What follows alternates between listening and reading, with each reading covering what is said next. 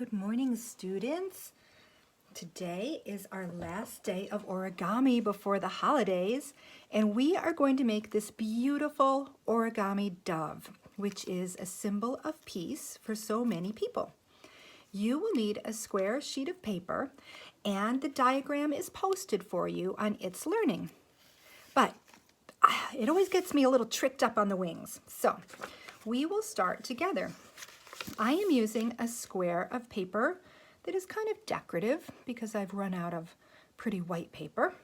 I am going to start by having the white side of my two-color paper up, and we are going to fold in half to make a triangle, like so many of our origami things start. Then what we're going to do is we're going to take this bottom corner and fold it to that right-hand side point and give a really good crease. And we're going to do the same thing with the top point. We're going to fold it over here. So we're turning our triangle into a little diamond shape,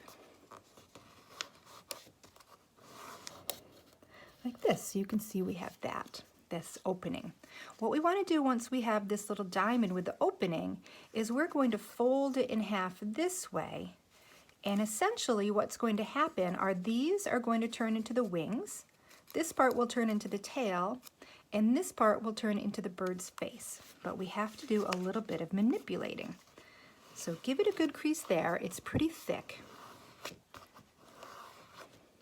So now what we need to do, which is really, really important for step number 4 and 5 and 6, is we have to make some preliminary fold lines. So they want us to make a fold line turning this area into a little triangle. So I'm going to fold right there. And then it wants us to fold this area here into a triangle. The important part is that they should touch. So your triangle could be a little bit bigger, and then you could fold a little further down. That's just going to change the shape of your dove a little bit. It might be skinnier or it might be fatter. So then I'm going to fold on this preliminary fold line. When I fold, I want to make sure that this point is even with that bottom edge. And right now I have 1, 2, 3, 4, 5, 6 layers of paper, and so it's really hard to fold. So really crease it well. Sometimes I'll crease it on one side, and then I will flip it around and crease it on the back side. The better your creases are, the easier this next step will be. So then I'm also going to fold this line that shows in step number 5. Now I can fold one on this side and one on the other side. And I'm guessing that it probably really wants us to put that point right there. That actually could be a good way to help us get that fold. So I'm going to recrease that one. Then I'm going to do it on this side because it's easier for me to crease 3 papers instead of 6 layers of paper. So then what we're going to do is a special fold on each side of our module to make our bird's wing. So we need our wing to look like it's flying backwards, so our dove has some energy to it. So what we need to do is we need to open this up, and then we need to, I have to make sure this is right. Yeah, that folded easier than I expected. We're going to fold that right up there. So we're taking this, because I made my fold so good, and we're going to pop it open, and we will see that the wing will have a triangle shape right here. And we're going to do the same thing on the other side. So we're going to kind of pop this. That's going to stay in. So I find it easier to do the second side because I just want to make it symmetrical with the first one. So that is our little bird's wing. And you can see it looks like it's a little higher than it did before, but I think that's going to be okay because I think he's going to end up tilting a little bit. So now what we're going to do is we are going to make his little tail feathers. And there is a dotted line that we need to make to do an inverted fold.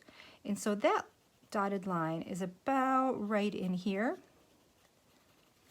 And you can see it's on step number 8 if you're following along. And so we want to fold this. Sometimes I'll fold it really well on each side. that makes it easier to turn it inside out. So this is like what we did with the dragon when we had to pop it open, and we're gonna pop his tail inside out.